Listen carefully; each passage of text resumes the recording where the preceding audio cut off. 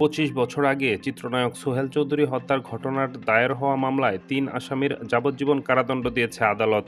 বৃহস্পতিবার দুপুর ১২টায় ঢাকার দ্রুত বিচার ট্রাইব্যুনাল ২ এর বিচারক অরুণাভ চক্রবর্তী এ রায় ঘোষণা করেন। দণ্ডপ্রাপ্ত আসামিরা হলেন ট্রাম্পস ক্লাবের মালিক আফাকুল ইসলাম ওরফে বান্টি ইসলাম, ব্যবসায়ী আজিজ মোহাম্মদ ভাই ওরফে আব্দুল আজিজ ও আদনান সিদ্দিকী। কারাদণ্ডের পাশাপাশি তাদের প্রত্যেককে ২ লাখ টাকা অর্থদণ্ড অনাদায়ে আরও ১ মাসের কারাদণ্ড দিয়েছে আদালত। বাকি ৬ আসামির বিরুদ্ধে অভিযোগ সন্দেহাতীতভাবে প্রমাণ না হওয়ায় আদালত তাদের খালাস দেয়। বিচারক রায়ে বলেন, এ মামলার সিডি পাওয়া যায়নি। ধারণা করা হয় সিডি গায়েব করা হয়েছে। আদনান সিদ্দিকী ঘটনাস্থল থেকে ধরা পড়েন। তিনি সাক্ষ্য দিয়েছেন, তবে তা অনেকটা গা বাঁচিয়ে সাক্ষ্য দেওয়ার মতো। সোহেল চৌধুরী কোনো অখ্যাত ব্যক্তি ছিলেন না, অথচ তিনি খুন হলেন। ট্রাম্পস ক্লাবের ম্যানেজার বলেছেন, জেনেছি সোহেল চৌধুরী নামের একজন গুলিবিদ্ধ হয়েছেন।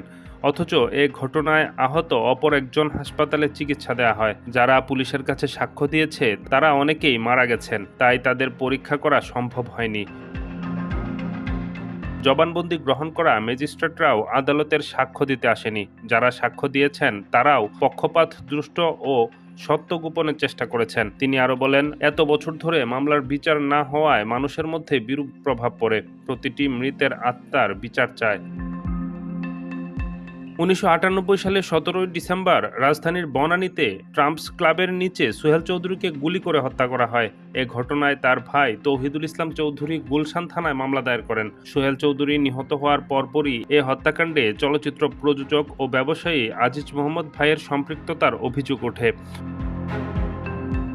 মামলায় অভিযোগ করা হয়, হত্যাকাণ্ডের কয়েক মাস আগে আজিজ মোহাম্মদ ভাইয়ের সঙ্গে সোহেল চৌধুরীর কথা কাটাকাটি হয়। এর প্রতিশোধ নিতেই সোহেল চৌধুরীকে হত্যা করা হয়। ঘটনার রাতে সোহেল তার বন্ধুদের নিয়ে ট্রাম্পস ক্লাবে ঢোকার চেষ্টা করেন। তাকে ভেতরে ঢুকতে বাধা দেওয়া হয়। রাত ২:৩০টার দিকে আবারও তিনি ঢোকার চেষ্টা করেন। তখন সোহেলকে লক্ষ্য করে ইমন, মামুন, লিটন, ফারুক ও আদনান গুলি চালান।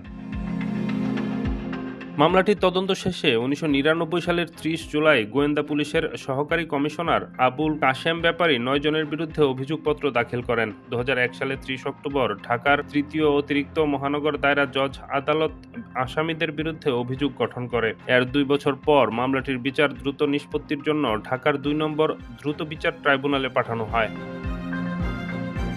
মামলা দ্রুত বিচার ট্রাইব্যুনালে পাঠানোর বৈধতা চ্যালেঞ্জ করে আসামি আদনান সিদ্দিকী ২০০৩ সালের ১৯ নভেম্বর হাইকোর্টে রিট করেন। হাইকোর্ট ২০০৪ সালের ১৭ ফেব্রুয়ারি মামলার কার্যক্রমে স্থগিত করে রুল সহ আদেশ দেন। বিচারপতি মোহাম্মদ রুহুল কুদ্দুস এবং বিচারপতি ভীষ্মদেব চক্রবর্তী তৎকালীন ডিভিশন বেঞ্চ শুনানি শেষে ২০১৫ সালের ৫ আগস্ট রায় দেন।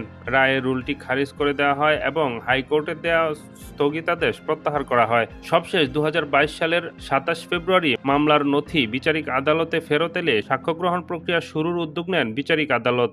বিচার চলাকালে ১০ জন সাক্ষীর সাক্ষ্য গ্রহণ করে আদালত।